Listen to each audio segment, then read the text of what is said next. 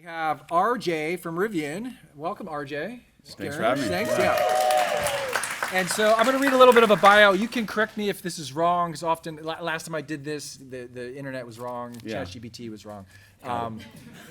So anyway, RJ is a visionary leader. A lot of you know this stuff, right? At the forefront of innovation and sustainability in the automotive industry. And not only are you the founder, but the CEO of Rivian, which is a groundbreaking electric vehicle company that is redefining the future of adventure, mobility, and sustainability. Is that fair? Do you like that? Perfect. Perfect? All right. Nailed it. Okay. Since founding Rivian in 2009, you've led this company from a bold idea, somewhat like Synapse, right? It was just an idea, to a game-changing force in the EV market, launching vehicles like the R1T, the world's first all-electric pickup truck. So you grew up in Florida, right? Yep. Melbourne? Yep. All right, got it. And where you developed a love for cars and engineering early, I think that's right. Yeah. And you earned your undergraduate degree in mechanical engineering at RPI, is that right? In upstate New York, where I'm very fond of upstate New York. And then you went on to MIT, where you did your graduate work, and you obtained a master's and a PhD in mechanical engineering at the Sloan Automotive Lab, focusing on sustainability, transportation, and vehicle design. So your passion for solving big problems, particularly around the environmental impacts of transportation, has driven Rivian's mission to create not just incredible vehicles, but also a company deeply committed to sustainability, adventure, and innovation. And I would say RJ's journey is a testament to the power of vision, perseverance, and bold thinking, qualities we aim to nurture in our students every day. So tonight, as we'll explore this path, the lessons you've learned, and what the future of innovation means for our children. So again, let's welcome RJ Scaringe. Okay, so one media outlet called you an outdoorsy gearhead. Is that fair? Would you say that's a fair assessment? That's pretty good. Yeah. Okay. I like that. I'll go with that. What's your gear of choice? Right? We have similar interests, right? We like bikes, we like skis, we like that. What's your gear of choice right now? My gear of choice. What are you using the most? I'm using a road bike that I just got. Oh, you did? Yeah, a specialized road bike, which is a lot of fun. S-Works? Yeah, and I have it right when I walk into my house, as if it's a piece of art. Yeah. Do you know where mine is? Which the So mine's kids in the think bedroom. is. That's also a nice place. So I wake up and I look at that. Yeah. And I go, that is an awesome bike. Yeah. Yeah. So right now I think I have like 6 bikes in the front. It's a little disorganized, but Yeah, I get it. Yeah. You get it. Some of you might get it. It's a little weird. So we're going to get into some questions, but I was just interested. So I did go to some AI, and I was like, hey, what's the vibe of a Tesla owner versus the vibe of a Rivian owner? oh man, Do you want to hear what it says? I'm actually curious. Yeah, let's All hear. right, this is what it says. It says, this says a lot of things, but this is great. It's a great question. The vibe of a Tesla owner and Rivian owner definitely differ, even though both are EVs and a part of innovation. Here's how they compare. So Tesla owners, again, there's no judgment, right? I'm not judging. Tech forward, efficiency driven, city suburban professional, minimalist, performance oriented, not necessarily an outdoor enthusiast, status conscious. And it says a Tesla owner, they give me stereotypes, right? These are stereotypes. A Tesla owner is a Bay Area tech professional who drinks oat milk lattes, tracks their sleep on a Whoop, and debates stock options while autopilot drives them to a high-end coffee shop. Okay. Right? Rivian owners, the vibe, this is just the vibe, right? yeah. So it's not, it's subjective. Adventure-driven, eco-conscious, off-the-beaten-path explorer, outdoorsy, creative, wants uniqueness, design-conscious, not in a rush, values the experience. And then it said Rivian owner stereotype, Patagonia-wearing, coffee out of a Yeti mug kind of person who spends weekends trail running, overlanding in Joshua Tree, and debating which national park is the most underrated. There we go. Yeah, there you go. Done. You probably know where I stand Yeah. on that. So anyway, I thought that was funny. As someone who grew up with two brothers, so I grew up with 2 brothers, so I grew up in a 3-boy household. I know how much energy and chaos can happen with 3 boys in the house. So what's been the biggest challenge or joy for you as a father of 3 boys, and what's something about raising those 3 boys that has surprised you the most so far? That's a great question. It's something that's actually informed a lot of the positioning of the company, the strategy of how we approach products, how we approach really hard decisions. In fact, another parent here also works at Rivian. I saw him on the way in, he can attest to this. We have an expression we talk about a lot within the company, which is thinking about decisions in the context of our kids. And that originally was born out of this idea that if you look at what's consistent and common across every culture, you see it in every country, you see it on both sides of the political aisle, is a desire to create a better world for your kids. And it's something that is so human and so consistent that we found it to be a unifying statement that helps us recognize we may have very different views on the tactics or the specifics of what we want to do in the short term, but our end state goal from a cross country, cross culture, is to create a better world for our kids. And so that mindset that's been embedded into how we make decisions at Rivian, the products we develop, the way we develop them, the way our brand manifests as it comes to life. A lot of that also translates to how I approach parenting. And one of the elements of that is I find kids can be incredibly insightful in ways that we often once knew but have forgotten. And the questions they'll ask just floor me sometimes. If I'm describing something that's tough at work, they'll ask why, but they'll ask why in the right way and on the right topic. I had to let somebody go, they weren't working out. Why? Let me try to answer that. And they're able to go deep on things that often we sometimes just either take for granted or don't think through. And my middle son, Max, you maybe spent a little time with, he loves to ask questions. He'll go 20 whys deep. But he asked me the question. He said, "Dad, why doesn't everybody buy an electric car?" And I said, well, Max, right now there's not enough choice. There's still limited options. The ones that are available, a lot of them tend to be a little bit more expensive. And I said, even Rivian, our products, we launched with a flagship. The prices are too high for most customers. That's why we're launching this lower cost product with R2 and R3. Coincidentally, the motor in R2 and R3 codename is Maximus, which is my middle son. But and I said, so we're working to develop more products, and there needs to be a lot of companies like Rivian that are developing amazing products. And he says, but Dad, why don't you go faster?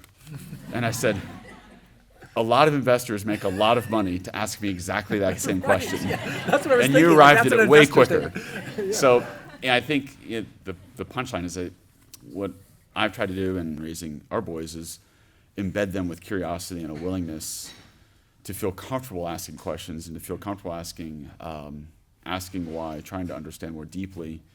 And that idealism, that willingness to understand is, I hope they can retain most of it, because as we go through life, we become more dogmatic, we become often clouded with our experiences that sometimes block the clarity that comes when you're young. Right. You see the roadblocks, right? You might have experiences that prevent you from going forward. Where kids, right? We see this every day, right? They don't have any of that baggage. One of our earliest employees 2 days ago, just by coincidence, he sent me a text, and he said, "This made me think of you." Or he said, "Somebody wrote this to me the other day, and it made me think of you. Any large project needs to start with a complete underestimation of how hard it is." Yeah. And like that couldn't be more true with Rivian. It's been, orders of magnitude more difficult than the 15-year-old version of myself thought it would be. And that's actually good. It's important to have that level of idealism, that level of optimism that you can solve these really hard problems. Because if we knew how hard everything was, you wouldn't do it. You would do less. Yeah, you would do less of it. Yeah. I love it. All right, let's get into some of this around innovation, leadership. Rivian is known for innovation in the EV space. So what early experiences shaped your ability to think differently? You're talking about your children now, but what about you as a kid? What was there early on that helped you challenge conventional wisdom? I've thought about this a lot because it's you sort of look back at all of your experiences, and sometimes certain things you tend to look at either with rose-tinted glasses, or you can reinterpret the past differently than what it was. And I think there's lots of factors, but for me, my dad played a big role in inviting that curiosity and inviting a willingness to challenge convention. And now we often joke, like, it's almost comical how much I see my dad wanting to fight the status quo. And so he was always that way. Yeah, and so he allowed for that and invited that for me growing up. And I grew up as a huge car enthusiast. You talked about it, but I had car parts in my bedroom. If you were to look under my bed, you'd find a hood and a windshield. There'd be an engine on my desk. It was like a whole nother level of extreme.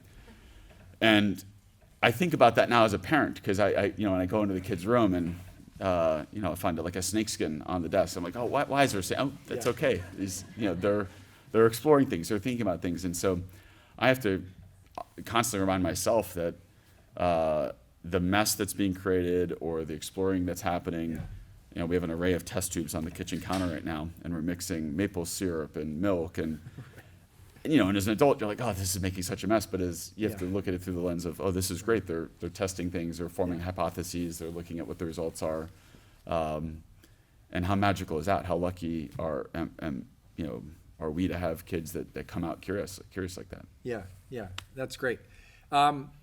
You obviously have like things you need to do like on the ground right now for your company, but you have a long-term vision, right? You mentioned this earlier.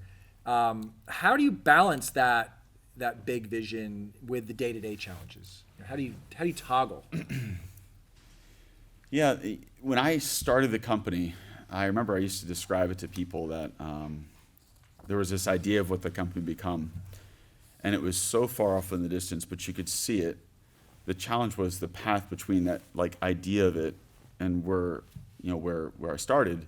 Was it your idea? Like, was this like you solo? Like, this is your idea? So I started the company myself, and there's always the question of is it easier to start a company with co-founders or not? And one of the benefits for me of starting the company on my own is the flexibility of being able to pivot and modify what the tactics were. So the vision was to build, and as broad as it sounds, to build a car company that's going to have impact and helps accelerate how rapidly we move off of fossil fuels.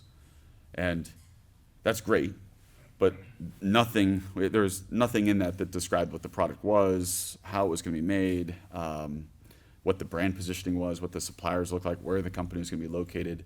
And so in the beginning, you have none of these things. You have no capital, no suppliers, no manufacturing, no technology, no team. And if you're intellectually honest with what goes into building a company like this, you'll need, you need many billions of dollars. You need thousands of engineers. You need really robust technology tested and validated over lots of different, rough environments. You need a brand people care about, a product that's interesting. And so all those things are interlinked. You can't raise capital with no ideas, and you can't sort of further the ideas or further the technology without capital. And so in the beginning, the path was so unclear and so fuzzy and required so much exploration and sort of wandering through the woods and hacking away at the weeds and realizing, this isn't going to go anywhere. There's a cliff at the edge of this, and I have to turn around and go back. And so I often, back then I used to think to myself, boy, if I just started a company with $1 billion, this would have been way easier, because that was the hardest part, is raising capital. And I now look back and I'm so thankful that in the beginning there was no capital, because it allowed for all this exploration and learning. And for me, I started the company right out of school. So I finished my PhD the next day. I started Rivian. So I had a really detailed, robust LinkedIn account. There wasn't experience running a car company. There wasn't experience starting any kind of company. And so I was learning a lot really rapidly. And I'm thankful that happened, but I think that it was probably helpful that I only had to worry about myself and not manage a broader team in the beginning. Did anyone try to talk? I mean, at day one after graduating, I'm sure some people were like, "Hey, what are you doing?" Yeah, everybody. Right? Yeah. Everybody. I mean, the funniest thing was, so my PhD advisor, I can't make this stuff up. I didn't tell anybody while I was in school that I was working on this thing on the sidelines. And people knew I was doing something because they're like, where does RJ go? What does this guy do? He's like either in the lab or he's somewhere. Well, they went into your but he's apartment not- and found like car parts. So I was like planning the business. I was thinking about the business. The day after I graduated, my advisor said, "All right, you got to tell me, where are you going? What are you doing?" And I said, "I'm starting a car company." And he goes, "That's a really bad idea." and then began to tell me all the reasons, which by the way, he was right and fully, on point, that this was very likely to not work. Yeah. And he, his point to me was, look, you're a smart guy, you have lots of potential, don't waste it. And so that wasn't exactly like the go get 'em on day one that you're always, you're thinking about. But like I said, my dad was really supportive. He was sort of almost blindly optimistic in me in a way that, it's like it makes me get emotional just thinking about it. You hope you can do the same thing for your kids. Yeah. And you hope you can support them when, when it's tough. Yeah, when it's hard. Yeah. Yeah, that belief in you as the son, right? That you can do it. Yeah, that's amazing. Yeah. Awesome. What in terms of innovation, right? Like, it comes up obviously around Synapse all the time, and it's about, for us, it's we teach kids about solving problems. Yeah. Usually in teams, they start small and they get more complicated as they go. Can you share a time when Rivian faced a major challenge, and how you and your team, or maybe you as a solo person, overcame it? Yeah, there's so many challenges in building anything, a school, a company, a sports team. I mean, building things from scratch takes a different kind of mindset, because there's if you knew all the things that were going to be hard when you started it, one, you may not start it, but two, you sort of approach it differently. Right. So you end up finding yourself in situations you don't expect. You end up finding yourself in situations that, maybe in the moment you think to yourself, boy, how did I do this? Like, how was I so stupid that I didn't see this thing beforehand? And I think that there's lots of problems and challenges you have to overcome. The ones that are actually tend to be maybe the ones that get a lot of attention are the ones that everyone sees in the same way. So it's like, oh, this is a problem. We all agree it's a problem. We all agree it needs to be solved. The ones that are harder is when there's an inconsistent assessment of, is there a problem? And I think these are sometimes, especially for someone who's building or starting something, these are the loneliest moments. And for me, with Rivian, that was early on for us. We started developing a product, and I'm a car enthusiast, and not surprisingly, the initial idea for the company was, let's build a sports car, use the sports car to establish the brand, use that brand to scale, and then add more mass market products behind it. And we worked on that for a couple of years. We built the prototype. We raised a teeny amount of capital. I mean, fractions of a fraction of what you actually need to build a company like this, but enough to feel like, hey, we have something moving here. And about 2.5 years in, I'm pitching the company. So I'm going to, I'm everything from pitching retirees at yacht clubs to trying to find avenues into folks on Sand Hill Road to everything in between, and none of it's going well. Yeah. And so we're not raising capital. And when you pitch something, when you have to sell an idea, it's a lot like teaching. You have to teach something. You have to really understand it. And in the case of selling something, I think you can really feel like, do I really believe this, or do I myself see the cracks in it? And so I was pitching the idea, and every time I had this feeling in my stomach, something was wrong. And I couldn't quite fully place it. And it became more and more pronounced. And then I realized it was at the core of the strategy was broken. And what was broken was we actually had a statement on the wall that we're building this company because it does not exist. Okay. But our strategy looked a lot like what Tesla had already successfully launched. At this point, this is 2011. Tesla launched their first car was a Roadster, a sports car. They used that to build the brand. And then following that, they were launching their first mass market vehicle, which was the Model S. And I realized we were recreating, not intentionally by any means, but by coincidence, a product portfolio and therefore likely a brand position that was going to end up on top of something else. And so we made the decision or I shouldn't say we, I made the decision to stop it, but the entire company which sounds more, which sounds bigger than it was like 8 people were against me on it. Everyone's like, this is crazy. We've been working on this for 2 years. It's going to be great. Why you want to throw everything away? So we made the decision to shelve everything we were working on and pivot. So it's like 2 years in, like at this Yeah, point? 2 years in, Yeah. blood, sweat, and tears, working 80 to 100 hours a week. And it wasn't as if we shelved what we were working on and then immediately like turned the page and had this perfectly laid out strategy, which looks Yeah. like what you now know of Rivian. It was we shelved everything we were working on and we had to go explore. We had no idea what was next. And so we spent months debating what would Rivian, not even what would Rivian become, a deeper question that, what gives us the right to exist? And one of the deepest fears I had, one of the core reasons I started Rivian was to help address climate change and a deep personal lay in bed at night sleepless fears I had was I'm doing all this work, it's just going to actually make the problem worse. We're just generating and creating carbon without bringing anything forward. And so that we arrived at clarity on the question, which was how do we maximize impact? That was the question I wanted to solve with the pivot. And through a lot of iterations and twists and turns, we arrived at building a brand around both enabling active and adventurous lifestyles with the idea that if you're enjoying life to fully, if you're embracing life, if you're able to do the kinds of things with your friends, your family, your kids, your pets that you want to take photographs of and remember for decades, you're more likely to want to protect this place we have, this home we have, which is Earth. And that was the very simple logic. And it led us ultimately down this strategy of building the brand you see today. And we came up with things like keep the world adventurous forever as an internal tagline, which ultimately we started talking about externally. And suddenly things started to become a lot more clear. And I say this suddenly as if it was like this. It was over a period of years, we refined and refined and refined.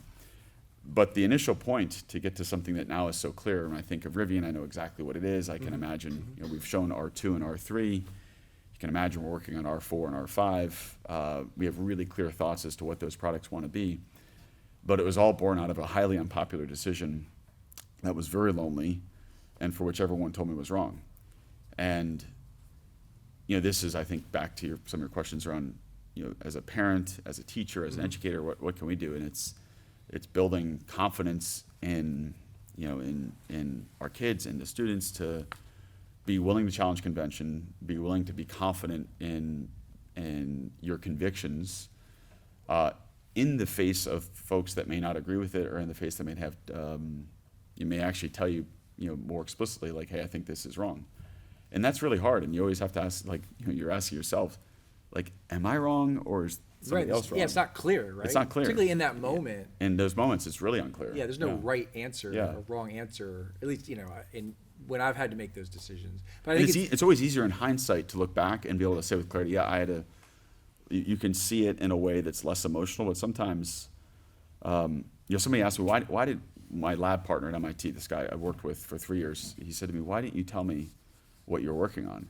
And I said it was too precious and fragile of an idea for me to put into the world and have everyone tell me how it was wrong. Yeah. And I needed to build my own confidence Around it, yeah. to be able to talk about that idea. And sometimes I think we can be protective of our own ideas because we're a little bit anxious or nervous about what someone's going to say about it. And I think as I've gotten older, it's something I've learned is you have an idea, it's okay to say it, and Right.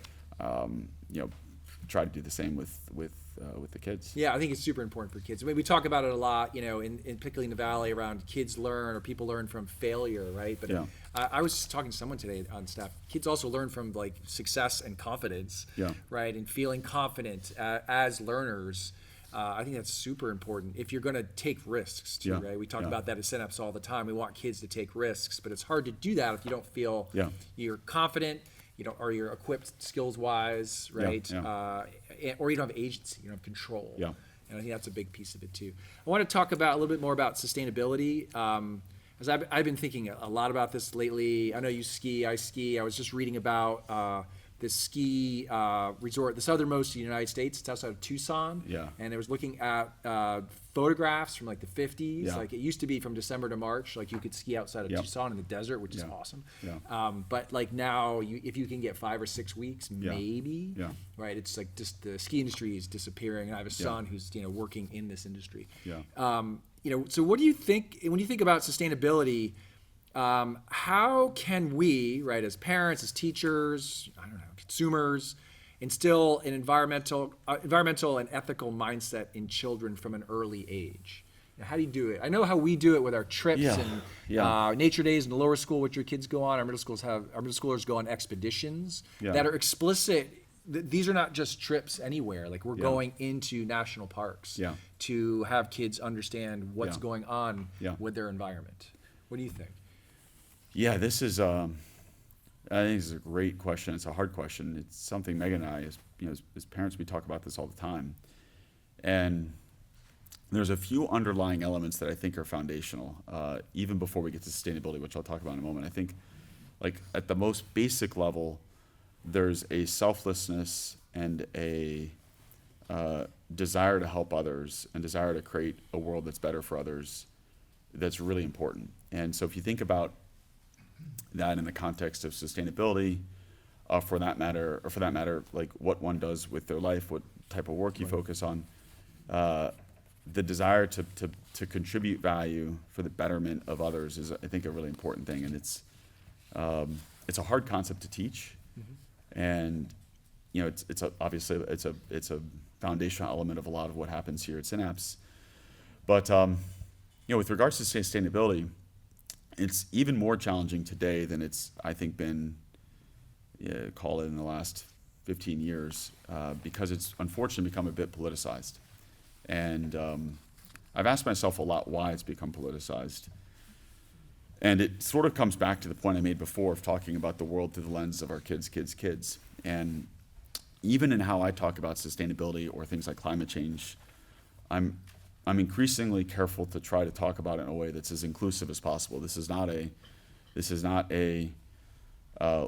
left-leaning thing only. Right. This affects all of us on our planet, and there's lots of misinformation around it. And so, one of the things that when I think about sustainability, and in particular climate, because it's the longest lasting element of sustainability. It's the one that's truly multi-generational. This is gonna, the decisions we take today is in our society with this generation, we're gonna feel on our planet 1,000 years from now, which is sort of it's a hard thing to like ingest. It's like, wow, really? And it's easy to ignore because it's so far removed from your life.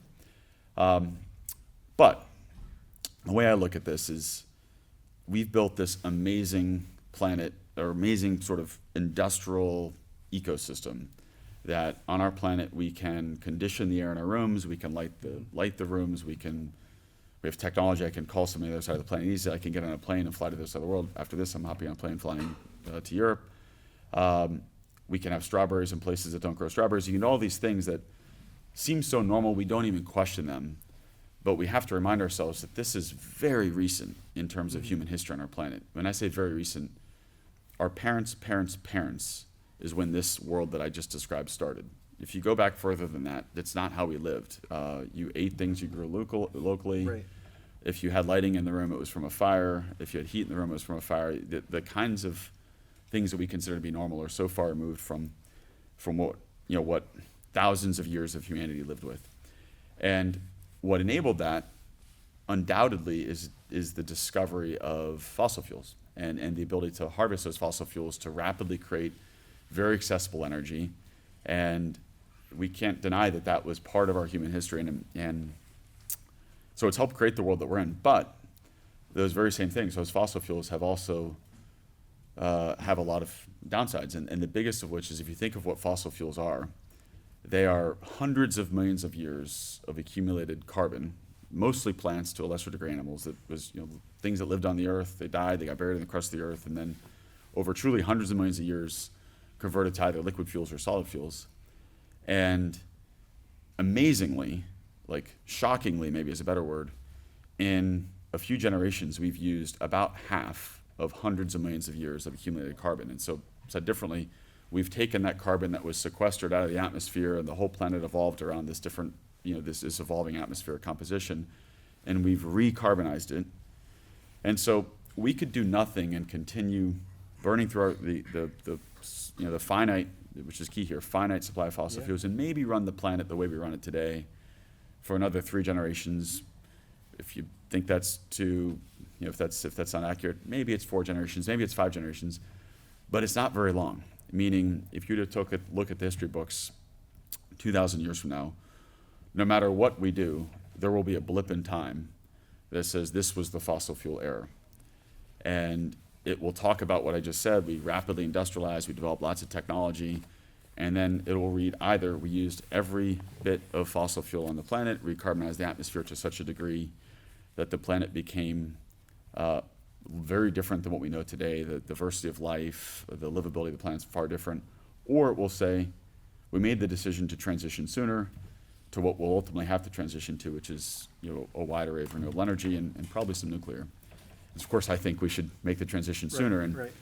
And we can debate, like, is it 2 degrees or is it 1.5 degrees or is it 3 degrees? It's like, at some level, it really doesn't matter, because I think of it as like, in the next 50 years, we as a society are tasked with making the thousands and thousands and thousands of decisions as businesses, as leaders, as educators, as parents, to help create a world that's going to run independent of fossil fuels. And that's we have a few challenges, and it's a really exciting one. So I think that's the first thing.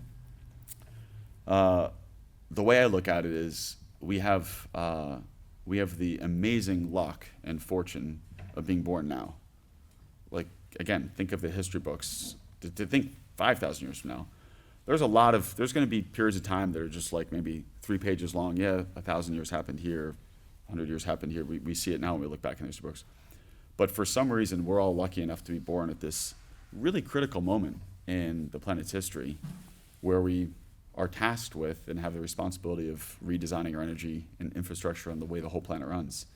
And so I look at it and say, how lucky are we? Mm-hmm. And it's on us to figure out how to navigate that. It's politically challenging, to make these changes. It means certain industries have to evolve, and some industries will die out, new industries will emerge. But they're really complex. And so back to your question of what do we do with kids, I think the important thing is to talk about the decisions we make have implications. They have effects, and if you throw trash in the woods, there's going to be trash in the woods. If you change the composition of the atmosphere is going to behave differently, and we're going to see different climate patterns. And we're at the beginning stages of seeing the impacts of that. We see it clearly in our lives here with everything from more aggressive storm patterns to increasingly the effects on things like skiing. Right. But we're seeing this is like the very early days of what we're going to start to see if we don't make changes sooner. So I say all this, and I'm really cautious as I say it, because I really wish it wasn't politicized, and I wish talking about the downsides of not making the change sooner weren't seen in a negative way. Like, I'm not trying to impart fear as a way to drive this, but just reflecting reality. And I see it as this amazing opportunity. It's an amazing opportunity to build new companies, new technologies, new ways of discussing these really hard problems. And so it's, this I'd say is one of the central challenges we're going to have as society over the next half of the century. So in terms of that excitement for potential to solve some of these problems, what are some innovations in sustainability that maybe you know about or you're thinking about that are out there? And how do you see them shaping the world for your kids and our kids? Well, I'll answer it slightly differently. I think it relates to by coincidence, there's 2 things that are happening in our lives right now. So the first is our planet's shift off of fossil fuels. And we can debate again the specifics of policy, things like that, but it's happening. And the US is not necessarily leading here. There's other countries that are going faster, but it's going to happen. And the reality is the way that it happens and the way we lean in is really important. But we have this coincidental other massive change that's happening at the same time, which is, I would argue, perhaps even bigger implications on society, which is the birth of AI. You know, and you started this, interestingly, we didn't coordinate this at all, but started this by reading out what AI said about Rivian or what AI said about Tesla.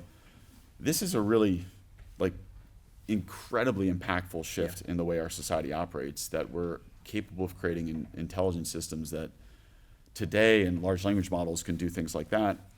But when we start to imagine the applications of AI in the physical world, you don't have to use too much imagination to look at it through the lens of like a Rivian. So vehicles will increasingly start to drive themselves. But extrapolate that out 50 years, 100 years. Wow, we're at this crucible of a moment where our energy systems are changing massively, and the role of technology in doing a lot of things that we would historically have thought of as a purely human task, everything from document generation to washing of dishes to driving of cars. And so there's some really big changes that are going to come to society over my lifetime, over all of our lifetimes. And I think that, I think one of the core things that comes out of that is the importance of education, because there's, you used to say, well, what should your kid do to be successful or go into software development? Today, I think the most important thing is to have empathy and to be curious, because it's really hard to predict what are the tactical skills that are going to be necessary to have a successful career, because the whole fabric of our society is going to change in the next 40 to 50 years.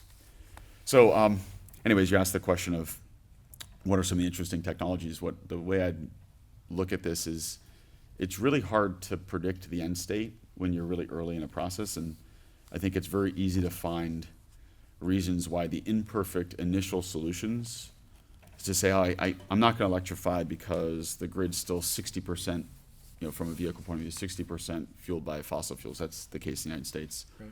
Or I'm not going to buy an electric vehicle because the batteries use materials that are they're not sustainably sourced, and those things are true. But we have to start somewhere, and there's countless silly fun examples to think of. So imagine a world where we said, well, I'm not going to use a computer because it doesn't fit in my pocket. I want to carry it with me, and you could have said that, or I'm not going to use a computer because it takes up a whole room. Right. And so you look at technology, and if you imagine the mainframe systems that were being built in the 1960s, if you'd said then, imagine a world where, in my back pocket, there's something that's, 1,000 times more powerful than this giant building of a computer, it would have been hard to imagine. It would have been easy to say that's impossible. And I think we're going to see the same thing with electrification. I think we're going to see the same thing with AI, where it's very hard to imagine the way that the technology is going to continue to develop, but it's important that we work towards improvement after improvement after improvement towards this end state that's going to be very different than today. Yeah, and so that's for kids in school. I think about this all the time as someone in education, and I've got 2 kids in college, and I see what one of them's doing at a pretty selective school, and it's it's the same thing I was doing. Yeah, and I'm just like, what is going on here? Ironically, the kid who's at a state school in Western Colorado is doing a lot of applied learning in the field, right? He's it's something more creative. I think it's actually be more helpful for him. But I do wonder about that for our kids at Synapse too, right? Like what if it really should be about human skills, right? Because I mean, I just dabble in AI, but daily, and I'm just constantly blown away about what it can do. So many things that change your perspective. It's to be an engineer. 50 years ago, 75 years ago, being incredibly good at math was computational math was really important. That's still it's a helpful skill. And I should be careful what I'm saying here. Careful. But the reality it's Synapse, right? I mean, but the reality math is the third rail. Yeah, but it's an important skill. It's a foundational skill. But a lot of the complex math that I learned during my PhD, I could do nonlinear differential equations, and you learn all this stuff, and now we write a program that does all that so easily, and so you end up moving to higher levels of abstraction. And I was just having this debate actually with my dad, that we live in a world of so many layered elements of abstraction so that, if you did computer programming in the 1960s, you were writing machine language. So you really understood binary. Yeah. If you're doing computer programming today, you're probably writing at some higher level language. You're probably not even in C. You're probably in something like Python. And soon, you're going to be annotating the actions, the requirements, into an AI-based code generator. So like we're continuing to abstract ourselves away, in the case of programming, from the silicon. And of course, learning computer science, you want to learn those basic building blocks. I have people learn these things. I think it's great, but you don't practice them on a daily basis in the way that we used to. And so as the world becomes so complex and there's so much technology and there's so much innovation, the ability to be an expert at everything starts to diminish, and you end up finding yourself operating at different layers, at different abstraction layers across this complex world that we're in. Yeah. I know you've got a plane to catch, so I want to get to some questions that were sent to Sarah Hill, who's put on this event tonight, help me do this, from the crowd. So let's see, what are the biggest challenges with the battery supply chain? Let's get into the... I love it. Okay. Right at it. Enough of this abstraction and Yeah, empathy. we're in the clouds. We're like, Back to the nitty-gritty. a couple of academics up here. Yeah. That's right. Battery supply chain. Yeah. What about it? It's hard. It's hard. Yeah. Biggest. Is there a So, specific? I talked this. So, let's see. So, the way that the battery supply chain looks today is you've got the reality is there's concentrations of certain materials you need to make batteries that don't exist everywhere, and by coincidence, some of those core materials are in places that are hard to get to, or places that have governments that are not particularly stable, for which there's lots of poor labor practices. And so in order to create a sustainable supply chain for batteries, and one that we're proud of, we end up, this is one of those things I never realized I'd get involved in, we end up becoming experts at mining. And so we have a whole team within Rivian that is a team of mining experts that can go look at, can go visit mines in DRC and make sure there's no child labor, make sure the safety practices are followed properly. And are all EV companies doing that? Or is I was just going to say, so what's changed? So when we started developing vehicles, if you're buying batteries, you go to a battery supplier. The battery supplier would sell you batteries, and you'd sort of say, well, tell me a little about your supply chain, but you wouldn't spend too much time on it. What now happens for us, particularly as we've scaled, is we no longer go to the cell supplier and say, sell us a battery and you take care of the supply chain. We say, we've built a supply chain. So we have a lithium source, we have a nickel source, across the whole array of materials, and say, here's our supply chain, here's our suppliers. We want you to put these ingredients into batteries in your plant. And you can ask the question, why don't you just build the cell yourself? In a world of infinite capital, we would. But in a world of constrained capital, we have to pick what we're going to do. And so we've taken a very active role in the upstream supply of raw materials going into the batteries, and spend a lot of time on policy to make sure that the trade relationships we have with different countries, the policies we put in place that help enforce labor practices across the world are robust, and put in place policies that also require other manufacturers to behave and act in a similar way. But it's not simple. And just to illustrate the point, in just about every electric vehicle you see on the road, the battery includes quite a bit of nickel. And when you look at the world's nickel supply chain, you may say, well, let's make nickel here in the United States. Well, unfortunately, it just doesn't exist. You can't wish it to sort of exist, in e-space somewhere. It just doesn't exist from a geography point of view, or from a geology point of view. So 92% of the world's nickel actually comes out of Indonesia. And almost all of that is owned by Chinese entities. And that's complex. That's a really hard, it's a practically hard problem. You have a trade challenge with that. You have, both in terms of tariffs, putting aside some of the recent developments in tariffs, but you have a real challenge in that Indonesia is not typically a major trade partner with the United States. Our relationships with Indonesia have been great. So that leads to me going to speak with folks in DC to say we need to build a really much better relationship with Indonesia if we want to have influence over a core element that's going to be used for the world's energy systems. And we need to be able to influence labor practices, how they enforce those. And the response is often, well, let's just build it ourselves. And I say, well, that's great, except nickel's, it's on the periodic table. We can't, like, it exists where it exists. And that sounds, well, we laugh, this is an educated room. Sometimes politicians don't know that. I can imagine you going there now. Yeah, like, yeah. I can just envision like them just being I joked. what are you talking about? Yeah.